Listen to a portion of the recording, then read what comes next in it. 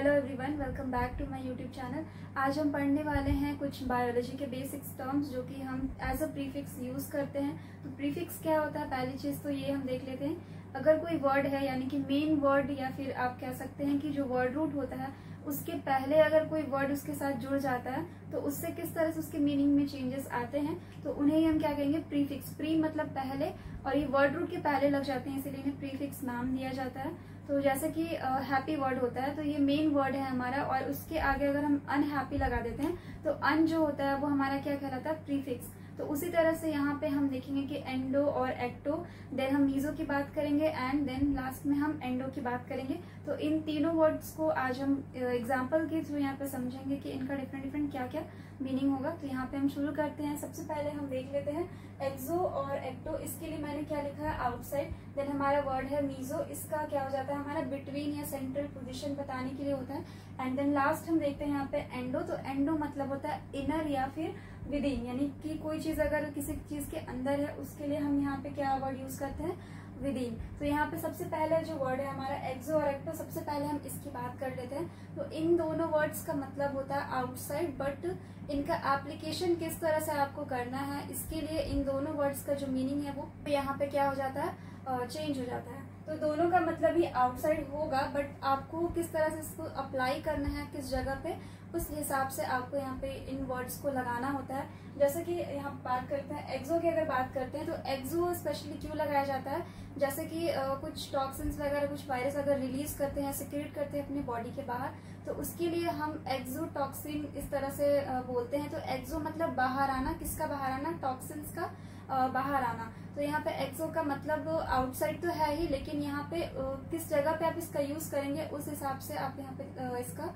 Use करेंगे। तो एक्सो मतलब हो गया हमारा आउटसाइड, बट स्पेशली कब, जब किसी चीज को हमें किसी बॉडी पार्ट से बाहर की तरफ रिलीज करना हो, सिक्रेट करना हो, तब हम यहाँ पे एक्सो जो वर्ड है इसका यूज करेंगे। एंड देन जो हमारा एक्टो वर्ड है वो हमारा होता है आउटसाइड, बट स्पेशली ये क्यों यूज किया जाता है, ये किसी चीज की लेयर, आउटर लेयर को बताने के लिए भी किया जा सकता है, या फिर कोई चीज अगर प्रेजेंट है अपर सरफेस पे तो वहां पे भी हम किसका यूज करते हैं, एक्टो का यूज करते हैं। तो इन दोनों वर्ड्स के लिए हम डिफरेंट डिफरेंट अगर एग्जांपल्स देखते हैं तो क्या हम लिख सकते हैं।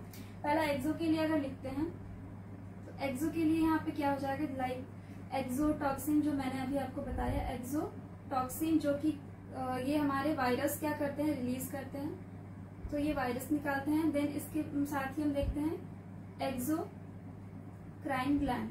एक्सोक्राइन ग्लैंड आप समझते होंगे, ये ग्लैंड्स क्या करते हैं, ये एंजाइम्स को क्या करते हैं यहाँ पे रिलीज करते हैं, सिक्रेट करते हैं। तो एक्सो का मतलब क्या होता है, बाहर निकालना। तो यहाँ पे जो ग्लैंड्स होते हैं हमारे एक्सोक्राइन जो ग्लैंड्स होते हैं वो क्या करते हैं, यहाँ पे एंजाइम्स को सिक्रेट करते हैं, बाहर निकालते हैं।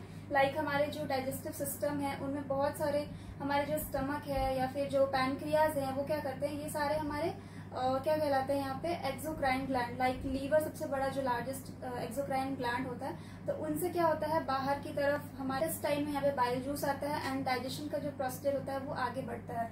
तो उसी तरह से यहाँ पे आप देख रहे हैं एक्सोक्राइन ग्लैंड, यहाँ पे इसका एग्जाम्पल होगा बाहर निकालना, आउटसाइड निकालना, वो हमारा एक्सोक्राइन ग्लैंड हो गया। देन आप एक्सोटॉक्सिन्स देखते हैं, इसके साथ ही आप एक्सोसाइटोसिस भी एक यहाँ पे मैं लिख देती हूँ। एक्सोसाइटोसिस मतलब सेल के बाहर किसी चीज का बाहर निकालना एक्सोसाइटोसिस कहलाता है।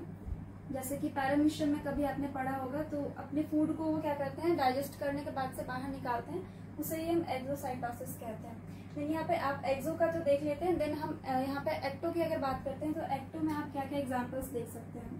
तो एक्टो के लिए मैं यहाँ पे लिख रही हूँ,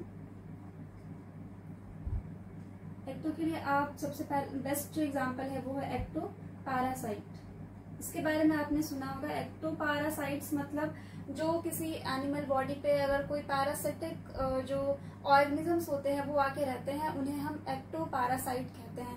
एक्टो पैरासाइट में आप बेस्ट एग्जांपल ले सकते हैं, जो सर में जुए हो जाती है उनका यहाँ पे आप देखते हैं कि वो क्या होता है, एक्टो पैरासाइट होते हैं। यानी कि हम जो हम ह्यूमन बॉडीज हैं उनमें, उनके हेयर्स में आप देखते हैं स्कैल्प पे ये क्या करते हैं, ये रहते हैं एज अ एक्टो पैरासाइट्स और आपके ब्लड को सक करते हैं। तो ये एक्टो पैरासाइट्स जो है ये आउटसाइड दी बॉडी है, बट आपके स्कैल्प पे ये प्रेजेंट है, इसलिए इसके आगे आप देख रहे हैं जो पैरासाइट आउटसाइड रह रहा है उसके लिए हम क्या करते हैं, एक्टो पैरासाइट यहाँ पे वर्ड यूज करते हैं। उसी तरह से आप एक और एग्जांपल मैं यहाँ पे बता देती हूँ, एक्टोडर्म, ये भी आपने सुना होगा, डर्म, ये क्या है हमारा, ये जर्म लेयर है, ये जर्म लेयर है और इन्हीं लेयर से क्या होते हैं ह्यूमन बॉडीज बनी है।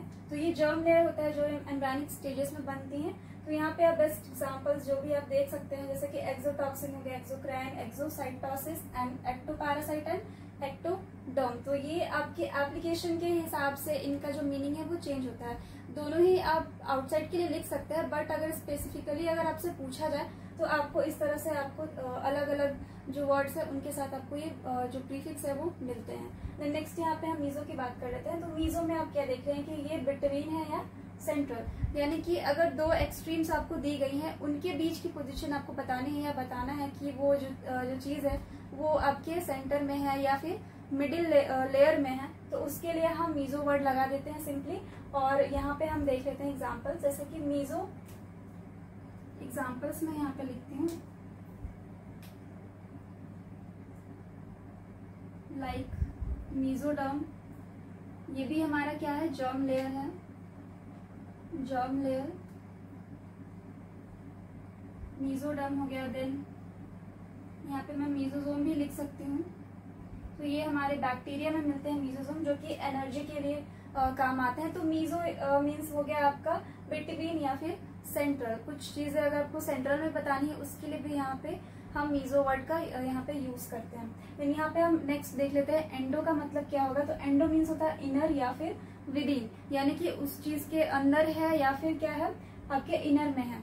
तो यानी कि यहाँ पे एग्जाम्पल में अगर समझते हैं, लाइक मैंने आपको बताया था एक्टोपैरासाइट, तो एक्टोपैरासाइट की तरह ही ऐसा तो जरूरी नहीं है कि केवल बाहर ही आपके पैरासाइट्स होते हैं, अंदर भी आपके बॉडी में जो होते हैं पैरासाइट पाए जाते हैं। जैसे कि बहुत सारे जो हमारे वॉर्म हो जाते हैं पेट में, उस तरह की जो चीजें हैं ये हमारे एंडोपैरासाइट्स में आती है। तो एंडोपैरासाइट्स यहाँ पे एग्जाम्पल में मैं लिख रही हूँ एंडोपैरासाइट, एंडोपैरासाइट। देन आप यहाँ पे एंडोडर्म भी लिख सकते हैं, एंडोडर्म। तो ये जैसे कि हमारे 3 जर्म लेयर्स होते हैं उसी तरह से यहाँ पे आप तीनों जर्म लेयर्स कवर कर लेते हैं। तो आपका यहाँ पे एंडोडर्म भी क्या होता है, ये अंदर की तरफ होता है। जैसे कि सबसे बाहर आपका आता है एक्टोडर्म, देन मीजोडर्म एंड सबसे लास्ट में आपका आता है एंडोडर्म। तो यहाँ पे एंडोपैरासाइट हो गया जो कि आपके इंटेस्टाइन में होते हैं, यानी कि इनसाइड द बॉडी है, इनसाइड द बॉडी है, तो इसलिए हम यहाँ पे एंडोपैरासाइट का नाम देंगे। और एंडोडर्म जो कि हमारा जर्म लेयर है जो कि सबसे अंदर की तरफ होता है। इसी तरह से एक और एग्जाम्पल मैं लिख देती हूँ एंडोमेट्रियम, एंडोमेट्रियम। मेट्रियम का यहाँ पे क्या मतलब हुआ, जो हमारी यूट्रस जो वॉल होती है, यूट्रस वॉल, उसकी सबसे इनर मोस्ट जो लेयर होती है उसके लिए हम यहाँ पे एंडोमेट्रियम यहाँ पे टर्म देते हैं। तो यूट्रस वॉल को यहाँ पे हम एंडोमेट्रियम कह सकते हैं क्योंकि वो सबसे अंदर की तरफ होता है, यानी इनसाइड होता है।